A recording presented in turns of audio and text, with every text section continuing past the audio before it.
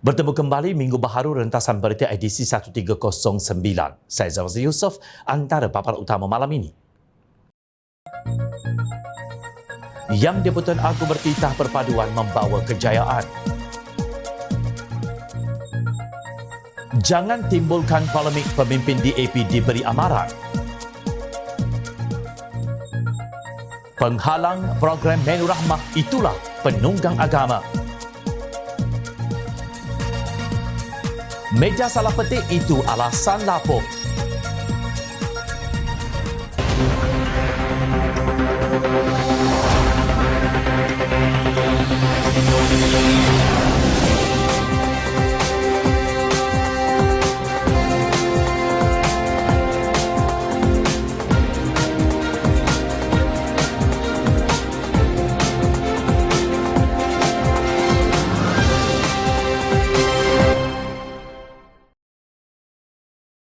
Assalamualaikum dan salam sejahtera. Hari ini Yang di-Pertuan Agong Al-Sultan Abdullah Ayatuddin Al-Mustafa Billah Shah berkenan berangkat merasmikan istiadat pembukaan mesyuarat pertama penggal kedua Parlimen ke-15. Dewan Rakyat kali ini akan bersidang selama 7 minggu dan ucapan Berlanjawan 2023 bakal menjadi tumpuan utama. Turut berangkat ke istiadat itu Raja Permaisuri Agong Tunku Haja Azizah Aminah Maimunah Iskandaria. Antara yang menarik dalam titah ucapan Yang di-Pertuan Agong ialah penekanan baginda kepada keutuhan keharmonian menerusi gagasan perpaduan yang berlandaskan prinsip perlembagaan persekutuan sebagai agenda utama demi negara. Baginda bertitah bahawa semangat muhibah dan saling menghormati antara kaum adalah asas kepada kestabilan, manakala agenda perpaduan dalam konteks kebudayaan perlu diberi tumpuan melalui pelaksanaan program berorientasikan perpaduan masyarakat berbilang kaum di Malaysia. Titah Al-Sultan Abdullah langkah tersebut selaras dengan ajaran Islam yang menganjurkan umatnya untuk mengamalkan sifat tasamuh atau toleransi dan menghindari gejala perlampau yang boleh menggugat keharmonian kaum. Yang di-Pertuan Agong turut mengimbas kembali peristiwa 4 tahun lalu ketika terjadinya langkah syaratan pada hujung Februari 2020. Dalam hubungan ini, Al-Sultan Abdullah bertitah bahawa baginda tidak berniat untuk mencampuri urusan politik negara, apatah lagi untuk mengatur percaturan lanskap politik tanah air.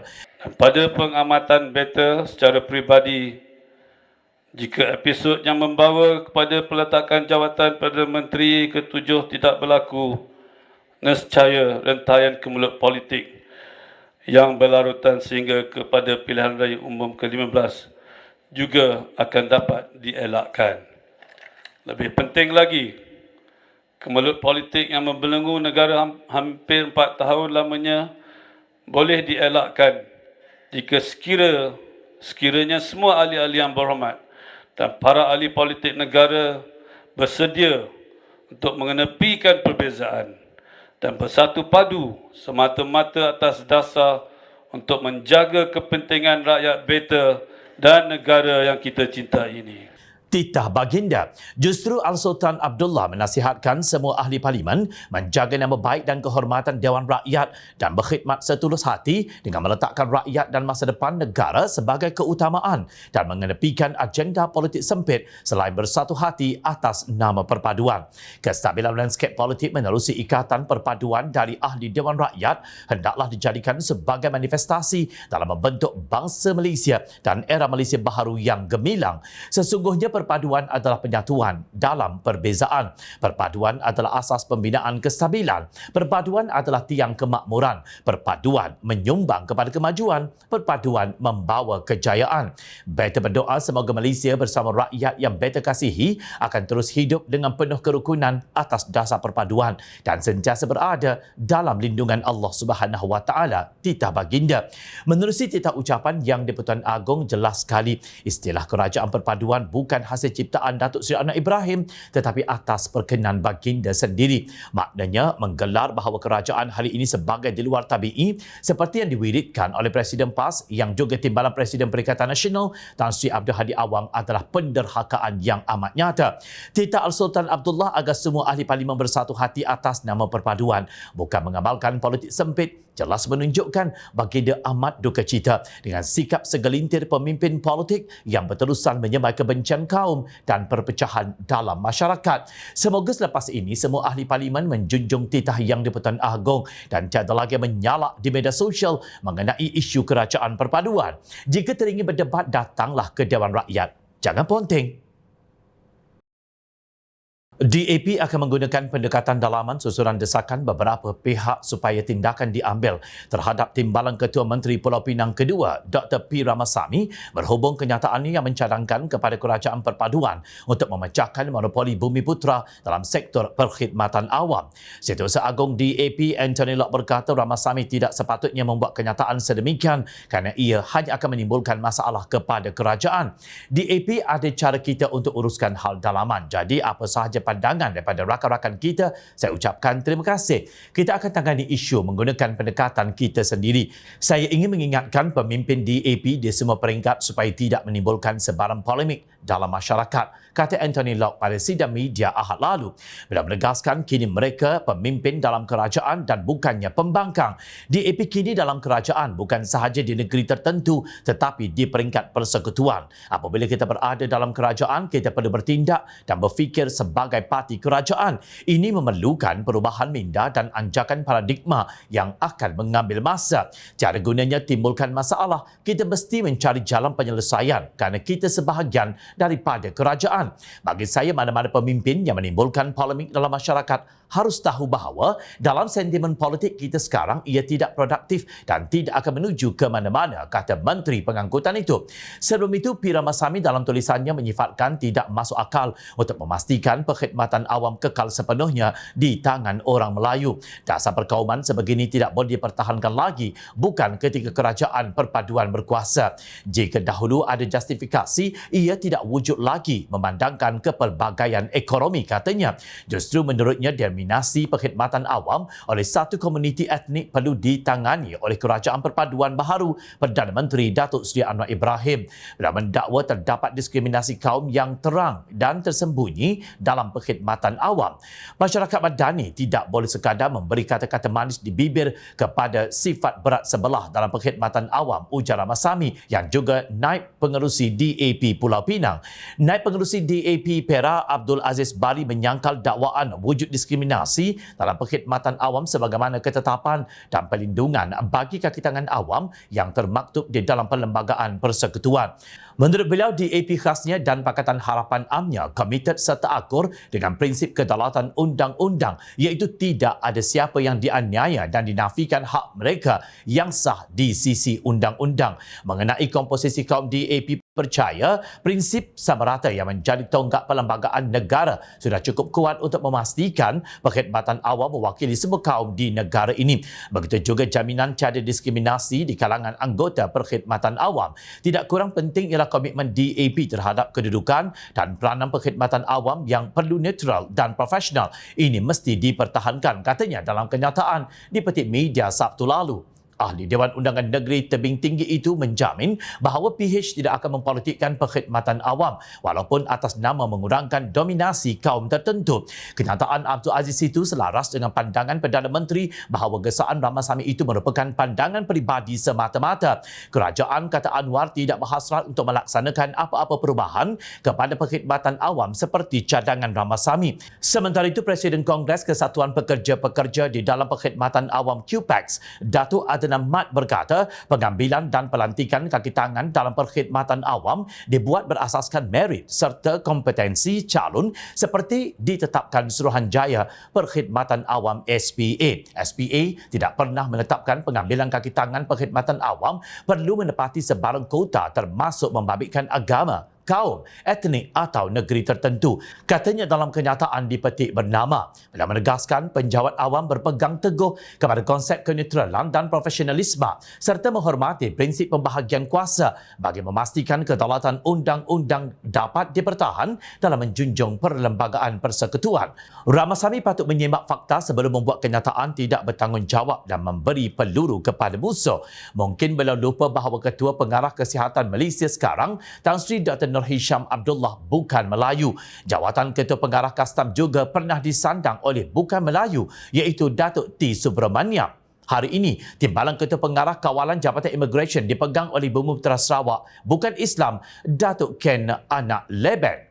Malah kerajaan juga sejak dahulu lagi telah melantik bukan Melayu dalam jawatan tertinggi negara termasuk pertahanan seperti Laksamana Muda Bersara Tan Sri Ki Tanabala Singgam sebagai Panglima Tentera Laut di Raja Malaysia. Jangan lupa dalam institusi kehakiman, kerajaan juga pernah melantik Bumiputera Sabah bukan Islam Tun Richard Malanjum sebagai Ketua Hakim Negara dan bukan Melayu Tommy Thomas sebagai Peguam Negara. Celah mana yang dikatakan wujud diskriminasi kaum daripada segi pelantikan dan kenaikan pangkat untuk rakyat Malaysia? Justru jangan berpolemik dengan menggunakan perkhidmatan awam dalam politik murahan. Imam Besar Masjid Sultan Ahmad I Kuantan, Ustaz Badli Shah Alauddin berkata Islam sangat menggalakkan sikap memberi bantuan dan sedekah iaitu sikap rahmah. Buktinya kalimah rahmah di dalam Al-Quran disebut 70 kali. Menurut Badli Shah, untuk bersedekah tidak perlu menunggu menjadi kaya. Bila mengingatkan bahawa Allah Subhanahu Wa Taala marah kepada penghalang usaha orang lain yang ingin bersedekah. Dalam hubungan ini beliau memetik ayat Al-Quran dalam surah Al-Ma'un. Ayat pertama surah tersebut bermaksud, tahukah engkau akan orang yang mendustakan agama iaitu meliputi hari pembalasan. Ayat ketiga memberitahu siapa orang itu dan ia tidak menggalakkan untuk memberi makanan yang berhak diterima oleh orang miskin. Jelas beliau, sikap mereka yang tidak menganjurkan memberi makanan kepada orang miskin inilah penipu agama. Beliau menyifatkan mereka yang menghalang menu rahmah ini umpama penghalang kepada usaha untuk membantu pihak yang memerlukan. Beliau menyelar mereka yang bukan sahaja tidak memberi orang miskin makan, malah memang tidak menolong orang susah. Wala yahuddu ala ta'amil miskin. Dia tidak menganjurkan untuk memberi makan kepada orang miskin and does not encourage the feeding of the poor. Al-Ma'un ini, orang yukadzibu biddin ini, dia bukan tak beri orang miskin makan. Dia tak bagi orang beri pun orang miskin makan. Dia tu memang tak bagi dah bapak berikutnya. Dia tak bagi pula. Awak tak bagi. Awak tak bagi. Simpan. Tak payah bagi. Dia ni pemalas. Tak bagi. Dia menghalang pula orang nak bagi. Ini penipu agama dia panggil. Awak tak bagi, awak punya pasal. Tetapi jangan halang orang berbuat baik. Bukan minta duit awak. Baik awak duduk diam sahaja. Ini penipu agama. Kopiah atas kepala menipu. Orang nak buat baik tak bagi. Bukannya minta duit awak. Tegasnya. Badli Shah berkata demikian ketika memberikan kuliah di Masjid Sultan Ahmad I Kuantan baru-baru ini. Beliau mengulas setengah pihak yang membuat troll dan mempersendakan usaha untuk menyediakan menu rahmah sebagaimana yang sedang diusahakan oleh kerajaan ketika ini. Antara yang berpanjangan menghantar troll menentang menu rahmah ialah seorang walaun yang memakai nama Faiz Al-Hajari. Hantarannya dibuat pada 6 Februari lalu yang berbunyi begini: menu rahmah tidak berguna selagi masalah harga barang tidak diselesaikan. Bukan hendak memperkecilkan usaha peniaga memperkenalkan menu rahmah. Usaha ini bagus, namun isu sebenar kos sara hidup ini sepatutnya ditangani kerajaan, bukan dibebankan kepada peniaga. Lagi mengarut bila peniaga 100% inisiatifkan menu rahmah. Geng kerajaan duk ambil kredit padahal 1 sen pun kerajaan tidak memberikan peruntukan untuk membantu peniaga-peniaga ini memperkenalkan menu rahmah. Lembu punya susu, babi dapat nama, sapi, ujarnya. Nampak tak walau ini secara tidak langsung kononnya tersasul mengumpamakan Menteri Perdagangan Dalam Negeri dan Kos Sara Hidup KPDN Datuk Seri Salahuddin Ayub sebagai babi. Inilah jenis manusia yang bodoh tidak dapat diajar, cerdik tidak dapat diikut. Menu rahmah tidak akan wujud kalau tiada inisiatif daripada KPDN untuk merangka dasar rahmah yang diikuti dengan libat urus bersama peniaga yang kemudian mencetuskan menu rahmah dan jualan rahmah. Kata Salahuddin, inisiatif tersebut tidak menjejaskan atau merugikan mana-mana peniaga. Sebaliknya, beliau berkata ia membantu meningkatkan jualan mereka dengan kedatangan lebih ramai pelanggan. 2 hari lepas, Pengurus Besar Econsave menyatakan peningkatan 30% jualan di seluruh negara negara. Ini yang kita harapkan, maknanya tidak rugi mereka yang memberikan komitmen kepada jualan rahmah dan menu rahmah ini. Ia memberikan keuntungan kepada semua pihak. Rakyat dapat menikmati harga yang lebih murah. Majoriti peniaga mengatakan dengan menawarkan menu rahmah, pelanggan mereka bertambah dan sedikit pun tidak menjejaskan modal bisnes, tegasnya. Hari ini, restoran Burger King pula menyambut inisiatif menu rahmah. Restoran makanan segera tersebut merupakan yang pertama di negara ini memperkenalkan menu rahmah dalam sajiannya dengan menawarkan sebiji burger dan sebotol air mineral pada harga RM5 di 140 cawangannya di seluruh negara. Benar seperti cadangan Imam Besar Masjid Sultan Ahmad I Kuantan supaya dibacakan ayat Al-Quran tersebut kepada mereka yang menghalang menu rahmah ini. Hadamlah celaan Allah Subhanahu Wa Taala, ayat keempat hingga ayat terakhir, yakni ayat ketujuh surah Al-Ma'un, yang bermaksud kalau orang yang demikian dikira dari bilangan orang-orang yang mendustakan agama, maka kecelakaan besar bagi orang-orang ahli sembahyang dan mereka yang berkeadaan lalai daripada menyempurnakan sembahyangnya. Juga bagi orang-orang yang berkeadaan riya, yakni bangga diri dalam ibadah dan bawaannya, dan orang-orang yang tidak memberi sedikit pertolongan kepada orang yang berhak mendapatnya. Apa guna lambakan video ceramah yang berunsur riak tetapi mendustakan agama? Ia seumpama mendustakan hari pembalasan. Ketua Perhubungan Pakatan Harapan Pulau Pinang, Dr. Zaidi Zakaria berkata DAP wajar mengatur semula kedudukan timbalan Ketua Menteri Kedua P. Ramasamy. Beliau banyak mengangkat isu-isu tertentu tetapi cara penyampaiannya mengguris sentimen masyarakat, terutamanya masyarakat Melayu Islam, kata Zaidi semasa temu ramah eksklusif dengan Harapan Daily baru-baru ini. Zaidi turut mencadangkan agar pemimpin DAP lain daripada masyarakat India diangkat dan Ramasamy diberi jawatan lain. Kenyataan Zaidi itu dikira bernada lembut berbanding dengan Angkatan Muda Keadilan AMK Pulau Pinang yang menuntut naik pengerusi DAP Pulau Pinang itu dipecat. Menurut AMK, ini bukan kali pertama Ramasamy mengeluarkan kenyataan yang bersifat prejudis serta berkontroversi, malah sudah berulang kali. Kata Ketua Penerangan AMK Pulau Pinang, Absyar Nur Ashraf, tindakan naik pengerusi DAP Pulau Pinang itu tidak akan menguntungkan kerajaan, rakyat maupun negara, malah sekadar menjadi liability terhadap semua pihak. Dalam usaha negara ini menuju ke arah sebuah negara Malaysia Madani, sebagai pemimpin nombor 2 di negeri Pulau Pinang, beliau harus lebih peka dan berhati-hati dalam mengeluarkan kenyataan. Isu ramai penjawatan berbangsa Melayu bukanlah satu isu yang besar. Sebaliknya, beliau cuba mencurah minyak ke api bertujuan hanya untuk mencari perhatian dan sokongan murahan pihak-pihak tertentu, katanya dalam satu kenyataan. Beliau juga menyeru agar semua bertenang dan tidak melayani publiciti murahan yang keluar daripada mulut Ramasamy. Tindakan memecat beliau sewajarnya dilakukan pada ketika ini untuk memberi peluang kepada pemimpin-pemimpin lain yang lebih berkaliber dan layak menjadi orang nombor 2 di negeri ini, tegasnya. Absyar turut mengingatkan tunjang terhadap kekuatan dan kesepaduan yang dizahirkan oleh rakyat Malaysia pada hari ini wujud hasil daripada perpaduan rakyatnya yang seharusnya disemarakkan, bukan dipecahkan.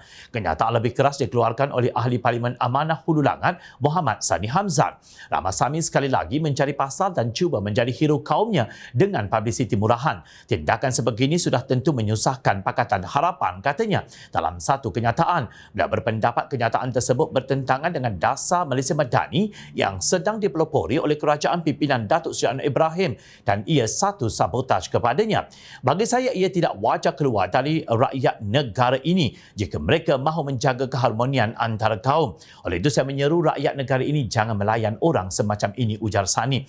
Pada masa yang sama, beliau yakin DAP tertekan dengan kenyataan Ramasamy kerana ini bukan kenyataan pertama daripada beliau yang menyusahkan parti berkenaan. Tindakan paling sesuai bagi saya adalah memecat beliau dari menjadi timbalan Ketua Menteri Pulau Pinang kerana saya yakin ramai lagi pemimpin yang lebih berwibawa untuk menjadi timbalan Ketua Menteri Pulau Pinang, tegas beliau yang seiring dengan pandangan rakan-rakan seperjuangan. Sementara itu, Ramasamy mendakwa terdapat pihak media yang tersalah petik kenyataannya di Facebook. Kelakar, masih ada pemimpin tinggi negara yang membuat alasan dangkal disalah petik media apabila diserang oleh rakan dalam gabungan sendiri. Adakah beliau anggap mereka tidak membaca kenyataan penuhnya di Facebook? Kalau niatnya hanya mencadangkan reformasi dan perkhidmatan awam, perlukah dibangkitkan perkara seperti monopoli kaum Melayu dan diskriminasi kaum yang tidak wujud? Orang tua-tua Melayu berpesan, cakap siang pandang-pandang, cakap malam dengar-dengar. Ingat, rakyat sentiasa memerhati.